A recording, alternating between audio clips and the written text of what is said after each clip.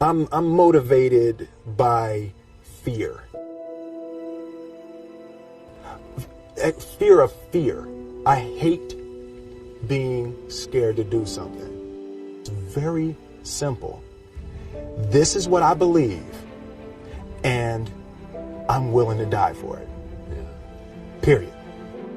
You can't be scared to die for the truth. The truth is the only thing that's ever going to be constant. And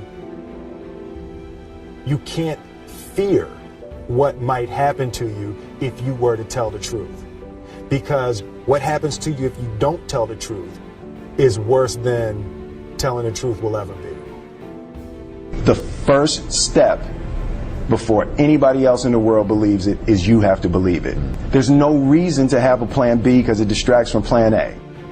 And I think psychologically, the advantage that gives me over a lot of people that I have been in competition with in different situations is it's difficult to take the first step when you look how big the task is. The task is never huge to me. It's always one brick. I believe, and I learned very young, that you don't try to build a wall. You don't set out to build a wall. You don't say, I'm going to build the biggest, baddest, greatest wall that's ever been built. You don't start there.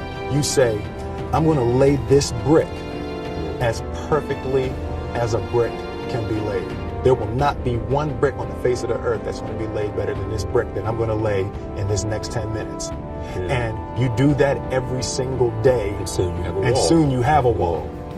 I've never really viewed myself as particularly talented. Where I excel is ridiculous, sickening work ethic. You know, while the other guy's sleeping, I'm working. While the other guy's eating, I'm working. The separation of talent and skill is one of the greatest misunderstood concepts for people who are trying to excel, who have dreams, that want to do things. Talent you have naturally. Skill is only developed by hours and hours and hours of beating on your craft.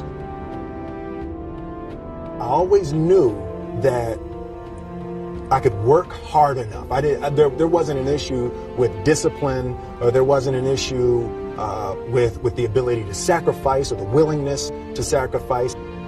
There's no easy way around it. No matter how talented you are, your talent is going to fail you if you're not skilled. You know, if you don't study, if you don't work really hard and dedicate yourself to being better every single day. This one year, my father had his shop, and he decided for whatever reason that he wanted a new wall on the front of his shop. So he tore down probably about 16 feet high and probably about 30 feet long. He just completely tore the wall down, and my brother and I had to dig a 6-foot hole. We for the foundation. For the foundation. Right. We would mix in the concrete by hand. A year and a half. We were building this wall for a year and a half. Every day after school, we would come and mix in concrete, put it in the hole, doing it, and it was just myself and my little brother. And I remember standing back, looking at that wall, saying, there's going to be a hole here forever. A year and a half later, we laid the final brick, and my father stood back with my brother and I know he planned this. He says he didn't, but I know he had been planning this and writing this for his for the past 2 years. But we stood back, we looked at the wall, and he looked at me and my brother and said, don't y'all never tell me that you can't do something, and walked into the shop. As a child, my parents always told me you could be whatever you want to be, you could do whatever you want to do.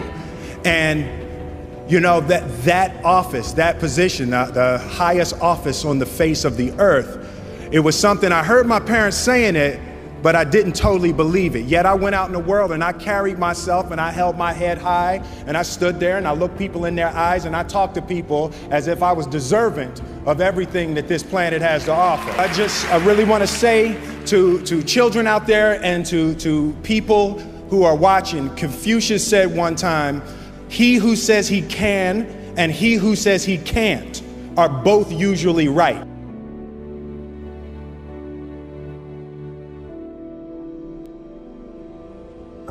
having the opportunity to study greatness.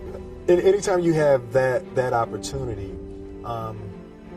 there are certain intricacies that will make clear who you are.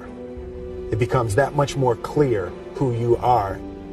The definition of who I am is very clear to me, and it also redefines who I want to be. In that I know for a fact that I'm stronger than I thought I was. You know, you can't help but ask yourself the question, what would I do if I was in Muhammad Ali's shoes? I'm not the best at anything. You know what I mean? Eddie Murphy is funnier than I'll ever be. Denzel is more powerful than I'll ever be. I think that my strength is I can do everything well. You know, I can do a little bit of everything, and that's what I concentrate on to be my strength. I'll never be able to compete with Denzel. I enjoy connecting with people and ideas, and you know, I have a mission statement. So every year for probably the past 10 years, I've worked out a mission statement for myself. And for the last few years, the mission statement has stayed the same, and it's been improve lives, right? So when I go into something, I'm looking for how the quality of this piece could potentially improve lives. But it's all along the way. It's when you make the movie and how you're interacting with people in the process. And the concept of improving lives runs through the center of everything I do. And then I realized that the way to improve lives is to continually improve yourself, right? So with that, every morning when I get out of the bed, I haven't fixed everything in the world yet, so there's always something to do. I want my life, I want my work, my family, I want it to mean something. If you are not making someone else's life better, then you're wasting your time. You know, like your life will become better by making other lives better. A few months ago, I said that I believe that if I chose to, I could be the president of the United States. And I think as I've had a chance to intellectualize why I said that. Yeah. And I think that there's a certain delusional quality that all successful people have to have.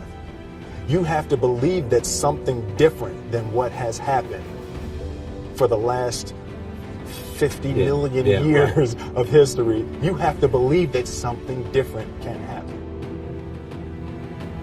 The one thing that I truly tried to communicate in the interpretation of Ali is the complex simplicity of greatness, and how greatness is not this wonderful, esoteric, elusive, God-like feature that only the special among us will ever taste. You know, it's something that truly exists in all of us.